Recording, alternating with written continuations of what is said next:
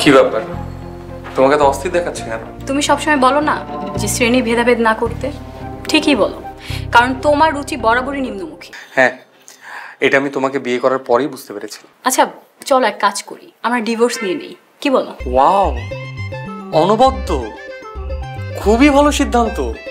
কবে করবা বলো? আমার তো দেরি সহ্য হচ্ছে না। এত তারা কিসের?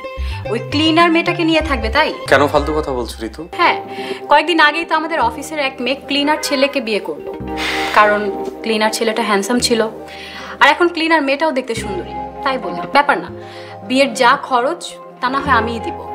আর হানিমুনে কোথায় যাবে, কাশ্মীর নাকি সুইজারল্যান্ড? পছন্দের মানুষ হলে কক্সবাজারে হানিমুন করা যায়, কাশ্মীর কিংবা সুইজারল্যান্ড লাগে না। আমি জানতাম তোমার পছন্দ এমন নিচু লেভেলেরই, তাই তো তুমি কোনোদিন আমার সাথে সুখী হতে পারোনি।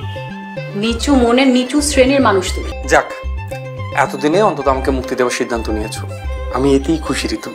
আমার আর কিচ্ছু চাই না, আমার শুধু মুক্তি চাই, তোমার কাছ থেকে মুক্তি চাই।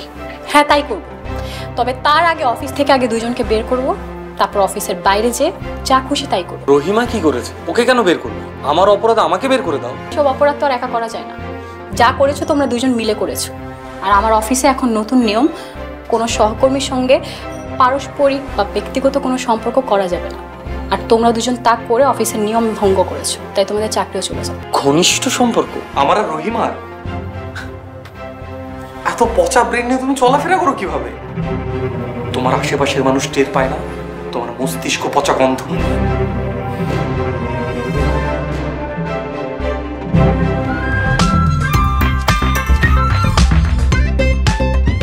স্যার, আপনার লিগা স্যার। আপনাকে কে বললো চা বানাতে? এটা তো আপনার দায়িত্ব না। স্যার, আমি জানি চা বানানো আমার কাম না, আমার কাম হইছে ফ্লোর পরিষ্কার করা, ক্লিন করা। কিন্তু স্যার, ওই পিয়নটা যখন আপনার লিগা চা বানায় দিতে রাজি হইল না, তখন আমার কাছে মনে হইলো আমি আপনার এক কাপ চা বানায় দিই। কেন স্যার, কামটা কি ভালো করি নাই? না, আপনি কাজটি মোটেও ভালো করেননি। বুঝছি স্যার, ক্লিনারের হাত তো এর লেগে আপনার ঘৃণা লাগতেছে, তাই না? মোটেও না রহিমা, এই অফিসে আমার কেউ সেবা যত্ন করলে তার চাকরি থাকে না। স্যার, আমরা হয়েছি ক্লিনার, আমাকেও চাকরির ডর নাই। চাকরির ডর তো আপনি গো, বাজারে বড় চাকরি কম, এর লেগে আপনি ডরের উপরে থাকেন। আমাকেও কি আইজ অফিস, কাল নয়তো রাস্তা ঝাড়ু দিম, আমাকেও চাকরির কোনো ডর নেই। নেন চা খান, কেউ দেখলে অসুবিধা নেই, চাকরি গেলে আমারটা যাইব।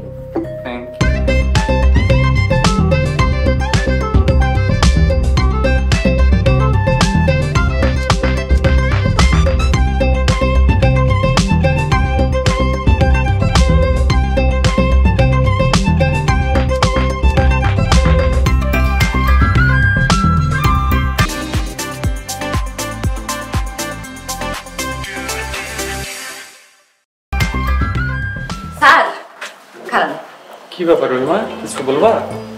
আপনি ওই দিন আমার হাতে চা খাইছেন না, আমার খুবই ভালো লাগছে। এর লেগে আমি আপনার লেগা বাসাতন খাওন লয়ে আইছি। এই নেন, খায়া দেন, যদি ভালো না লাগে আমি আর আনব না। কিন্তু রহিমা, অফিসে তো লাঞ্চের ব্যবস্থা আছে, আপনি শুধু শুধু কেন কষ্ট করতে গেলেন আমার জন্য? স্যার, আমি জানি সব কিছুরই ব্যবস্থা আছে, কিন্তু আপনার লেগে কিছুই নেই। স্যার নেন, লাস্টটা খায়া লয়ে আন।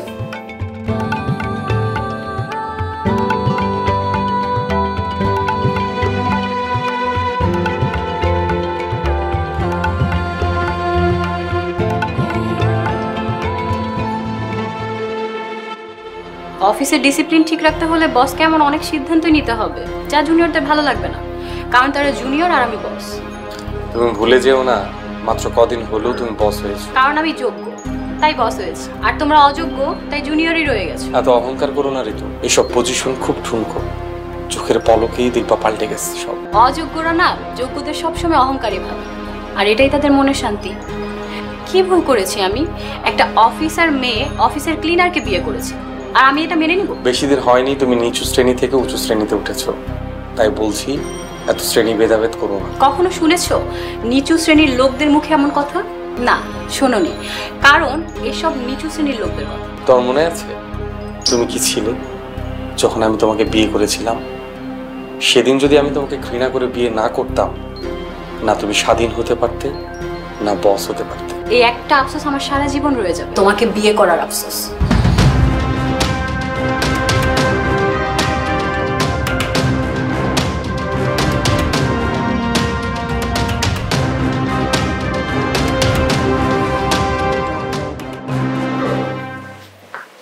ম্যাডাম।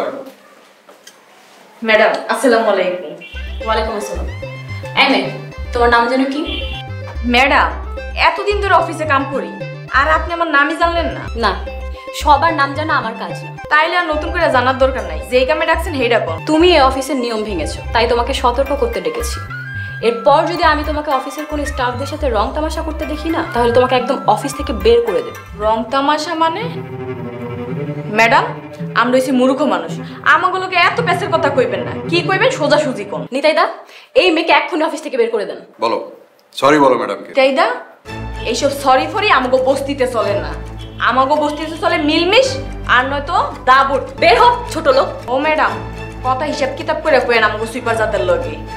আমাগো আপনি ক্লিনার ফ্লিনার যাই কোন, আমরা কিন্তু সুইপার। এর আগেও এক ক্লিনারে বিনা দোষ আপনি অফিস থেকে বাইর করে দিয়েছেন, আমরা সবই জানি। আমার লগে বাড়াবাড়ি করলে অফিসের সামনে ময়লার গাড়ি আইনা আপনার পুরো অফিস ডাইকা দিম, আপনার বাড়ি গাড়ি সবই ডাইকা দিম। আমার লগে হুশ করে কথা কইবেন। দিদি, রহিমা বেগম, তুমি ম্যাডামের কাছে সরি বলো। আমি তোকে বলছি, সরি বলে ম্যাডামের রুম থেকে চলে যাও, আমি আসতেছি। এই নিতাই, সম্মান দিতেছি, 2 হাত ভরে সম্মান নেই, নয়তো উল্টো অসম্মান করে কথা বলে তোরে আর তোর ম্যাডাম রে রাস্তার খাম্বার লগে বাইন্দা রাখবো।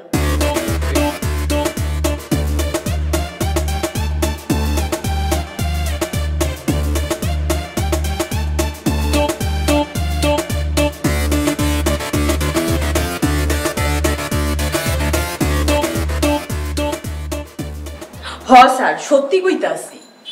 তারপর ছেলেটার কি হলো? তারপর আর কি হইল, ছেলেটা একটা সুইপার মাইয়ারে বিয়ে করে ভাগছে, আর আমার চোখের সামনে পড়লেই দেয় দৌড়। তুমিও তো সুইপার, তাই না? আরে না স্যার, সুইপারের মধ্যেও জাত আছে। যেমন আমরা ড্রেন পরিষ্কার করি না, ড্রেনের ময়লা পরিষ্কার করি না, আমরা হচ্ছে অফিস আদালত পরিষ্কার করি, মানে একটু উঁচু জাতের। বুঝেছি।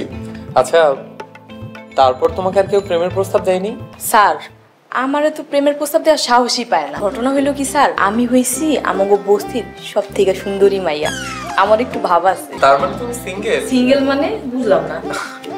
সিঙ্গেল মানে হচ্ছে তোমার কোনো প্রেমিক নাই, তুমি একা। না স্যার, আমার কোনো প্রেমিক নেই। আপনি যদি বিশ্বাস না করেন তাহলে চেক করতে পারেন। না না, কারো ব্যক্তিগত ব্যাপারে আমার নাক গলানোর অভ্যেস নেই। স্যার আপনি চাইলে কিন্তু আমার ব্যক্তিগত ব্যাপার নাক গলাইতে পারেন, আমি কিন্তু এই সাহস কাউরে দিই নাই, খালি আপনারই দিলাম। আচ্ছা ঠিক আছে, যাও এখন তুমি কাজ শেষ করে তোমার বাসায় যাও। কেন স্যার, আমি কি আপনার জ্বালাই? আরে না না, আমারও তো কাজ আছে, তাই বললাম। খুদাই কইলেন স্যার আপনার কাম আছে, আপনার কোনো কামই নেই। আপনার যদি কাম থাকতো অফিসে সবাই আপনার সম্মান করতো, আপনার কোনো কাম নেই দেখেই অফিসের কেউ আপনার সম্মান করে না। ঠিকই বলেছো, কিন্তু তারপর তো অফিসের কিছু নিয়ম কানুন আছে, সেভাবেই তো চলতে হবে।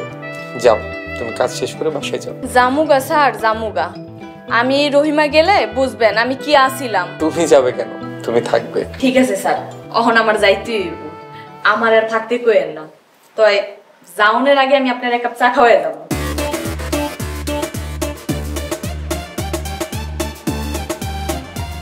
কি ব্যাপার ঋতু, আজকে রান্না হয়নি? না, কাজের বুয়া আসেনি আজ। আমার ক্ষুধা লাগছে, যাও জলদি কিছু রান্না করো। কি বললে তুমি? তুমি আমাকে রান্না করতে বলছো? তোমার সাহস তো কম না, দেখছো না আমি কাজ করছি। অফিসের কাজ বাসায় এসে করতে হবে কেন? আর স্বামীর জন্য একবেলা রান্না করলে কি তোমার বসগিরি কমে যাবে? কোথায় ছিলে তুমি এতক্ষণ এত ক্ষুধা নিয়ে? বাসায় এসে আগে আগে রান্না করে নিলেই তো পারতো। আমি কই ছিলাম তার চেয়ে গুরুত্বপূর্ণ কথা হলো আজকে বুয়া আসেনি, সেটা আমাকে জানানো। আগে জানলে আমি বাইরে থেকে খাবার নিয়ে আসতাম। এখন আমি এই ক্ষুধা পেটে কখন রান্না করব, কখন খাবো, সেটা তোমার ব্যাপার।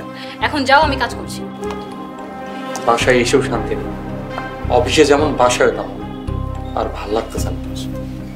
তাই তো আমি যে কোম্পানির বস, তুমি সেই কোম্পানির একটা অপ্রয়োজনীয় ফার্নিচার, যা যে কোনো সময় পাল্টিয়ে ফেলা। আমি কোম্পানির একটা অপ্রয়োজনীয় ফার্নিচার? তা নয় তো কি, আমরা একই সময় একই পজিশনে চাকরি নিয়েছিলাম, অথচ তুমি যেখানে ছিলে সেখানেই পড়ে আছো। আর আমি এখন কোম্পানির ম্যানেজার আর তোমার বস। তুমি কিভাবে বস হয়েছো জানি তো আমি। তাই নাকি? কি জানো তুমি? কোম্পানির চেয়ারম্যান যেহেতু মহিলা, সেক্ষেত্রে মহিলা তো অগ্রাধিকার পাবেই। সে অগ্রাধিকার পেয়েই তুমি প্রমোশন পেয়ে গেছো একটার পর এক। আর আমি তোমার মতো সমান কাজ করেও কোনো প্রমোশন পাইনি। আমি তো এই পজিশনে পড়ে থাকবো, এটাই স্বাভাবিক।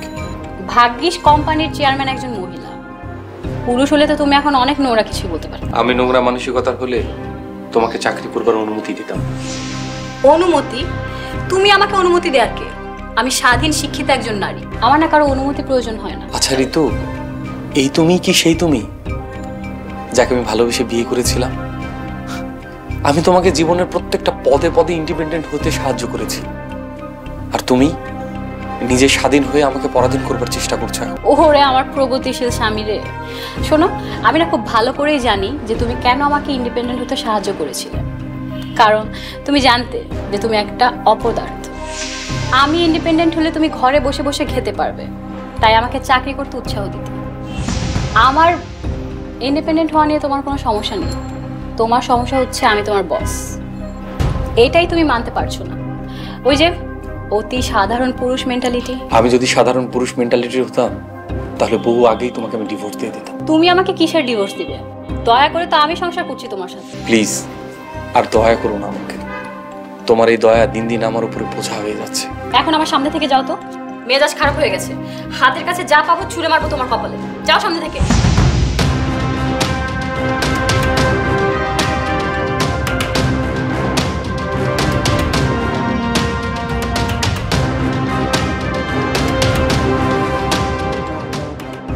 আমাদের নতুন চেয়ারম্যান ম্যাডাম, মানে আমাদের সুলতানা চৌধুরী ম্যাডামের মেয়ে জিনাত চৌধুরী ম্যাডাম, উনি তো নতুন চেয়ারম্যান হয়েছে।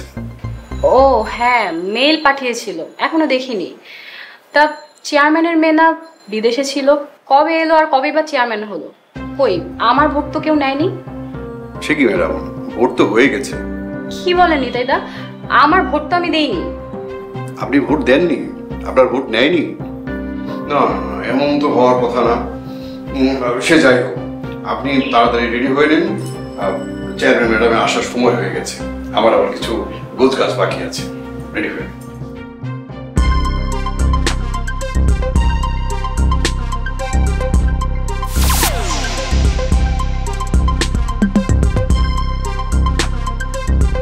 জি ম্যাডাম, আমাকে ডেকেছেন?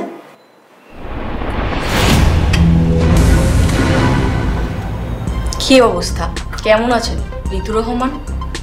আসলে আমি ফর্মালিটি পছন্দ করি না, তাই কোনো রিসিপশন নেইনি, সোজা রুমে চলে এসেছি। এখন বলুন আপনার কি অবস্থা? ও হ্যাঁ, আপনি তো আমাকে দেখে অবাক হয়েছেন। আগে সেটাই ক্লিয়ার করি, আমি অফিসে রহিমা সেজে এসেছিলাম অফিসের অবস্থা বোঝার জন্য। কিন্তু অফিসে এসেই যেই জিনিসটা সর্বপ্রথম লক্ষ্য করলাম সেটা হচ্ছে সজল। একটা লোক 4 বছর কোনো কাজ করেনি, কিন্তু বসে বসে ঠিকই বেতন নিয়েছে। এটা কিভাবে সম্ভব ঋতু রহমান? কেন ম্যাডাম, কি হয়েছে? কি হয়েছে সেটাই আমিই বুঝি। সজল আপনার হাজব্যান্ড, তাকে বসিয়ে বসিয়ে বেতন দিচ্ছেন এই জন্য কারণ বেতনের টাকা তো একই পরিবারে যাচ্ছে, তাই না? অফিসের যে লস হয়েছে তার হিসাব কে দিবে? 4 বছরে সজলকে যে বসিয়ে বসিয়ে বেতন দেওয়া হয়েছে তার ক্ষতিপূরণ কে দিবে? 30 মিনিটের মধ্যে একটা কারণ দর্শানো চিঠি আমার টেবিলে দেখতে চাই। আপনি এখন যেতে পারেন। Okay madam.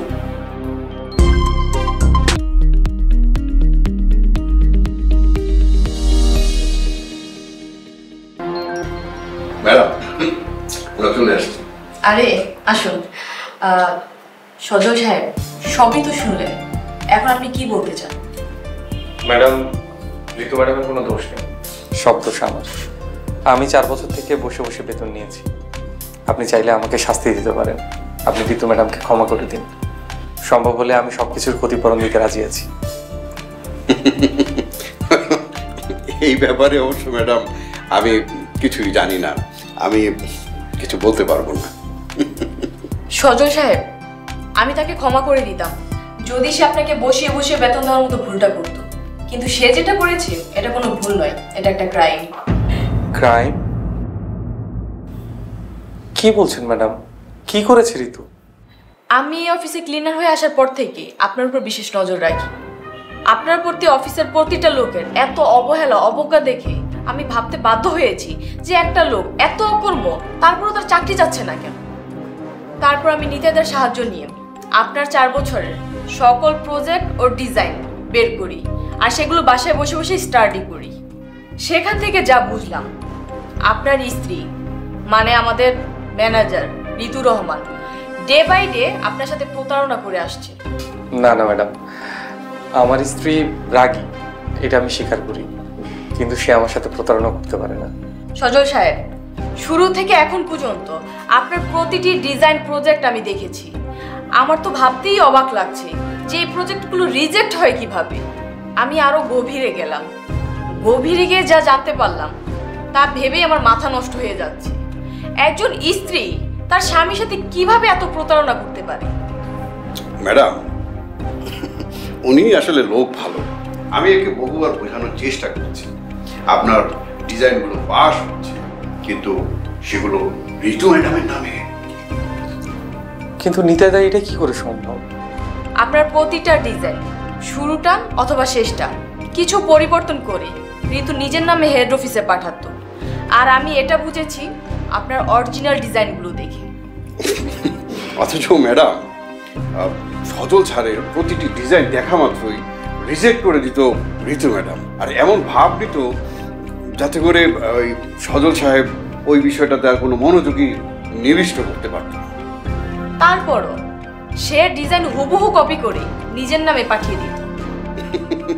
হ্যাঁ ম্যাডাম, ঋতু ম্যাডাম সেই প্রজেক্টগুলো এমনভাবে সজল সাহেবের দিকে ছুঁড়ে মারত যাতে করে সজল সাহেব সেগুলো নিয়ে আর কোনো রকমের চিন্তাই না করে।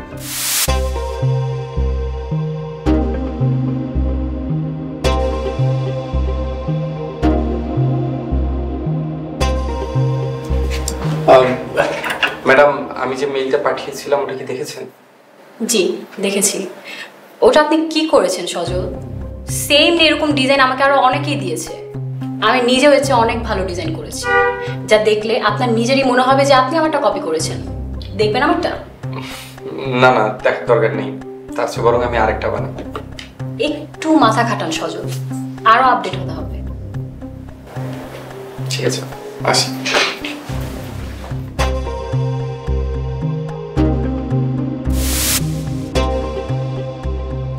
ঋতু রহমান, সিআরপি গ্রুপের প্রজেক্টটা আপনি কবে জমা দিয়েছিলেন?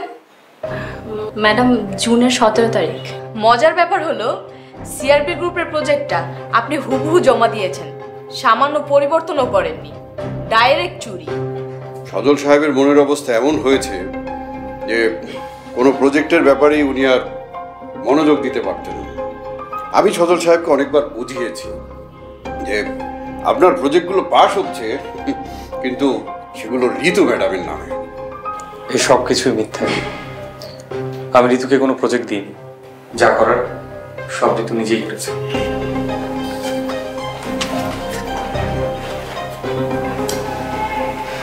এই কেমন মানুষ কোনো অন্যায়ের প্রতিবাদ করলো না? এই কেমন স্বামী নিজের স্ত্রীর জন্য নিজেকে পুরো অকর্মা প্রমাণ করলো? ম্যাডাম, সজল সাহেব সব অপবাদ হাসি মুখে মেনে নিতেন। জিজ্ঞেস করলে বলতেন, বাদ দেন তো নিতাই সাহেব, এসব দিয়ে কি হবে? স্বামী স্ত্রীর মধ্যে এত হিসেব করে কি লাভ? তাছাড়া একজন তো সফল হচ্ছে। তার মানে ঋতু, আপনি মানুষটাকে মানসিকভাবে পঙ্গু করতে চেয়েছেন। এর সাজা প্রচলিত আইনে কি আছে সেটা আমি জানি না। এত কিছুর পরে সজল সাহেব আপনাকে ছেড়ে দিল, আমি আপনাকে ছাড়বো না। আপনি এখনই এখান থেকে বের হয়ে যান। যান।